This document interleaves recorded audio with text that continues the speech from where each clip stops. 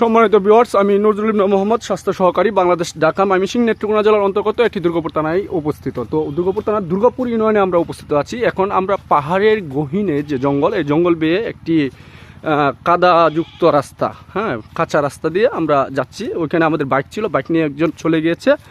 তো আপনারা দেখেন যে ওই পাহাড়ের মধ্যে বাঁশ তারা এগুলা রোপণ করেছে। তো পুরা পাহাড় জুড়ে রয়েছে বাঁশ আর বাঁশ। তো এটা দেখানোর উদ্দেশ্য হচ্ছে যে আমাদের প্রাকৃতিক যে ন্যাচারাল ক্যালামিটি বা প্রাকৃতিক যে সৌন্দর্য, এই সৌন্দর্য উপভোগ করতে হলে আপনাদের মাঝে মাঝে কাজের ফাঁকে ওই প্রকৃতির কাছে যেতে হবে। প্রকৃতির কাছে গেলেই প্রকৃতি আপনাকে বুঝিয়ে দিবে যে প্রকৃতি কত সুন্দর। তো ওই পাহাড়ের নিচে কিছু জমি রয়েছে, যে জমিতে তারা চাষাবাদ করে, এবং পাহাড়ের উপর যে বাড়িগুলো রয়েছে ওইখানে তারা বসবাস করে।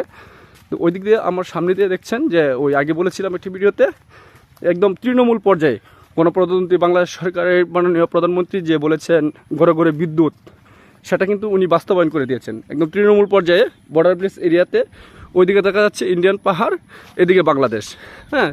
তো একদম বর্ডার ব্রিজ এরিয়াতে উনি বিদ্যুৎ আনয়ন করেছেন এবং 100% বিদ্যুৎ ঘরে ঘরে দিয়েছেন। তো সবাই ভালো থাকবেন, সুস্থ থাকবেন, সবার দীর্ঘ এবং সুস্বাস্থ্য কামনা করে এখানে শেষ করছি। আল্লাহ হাফেজ।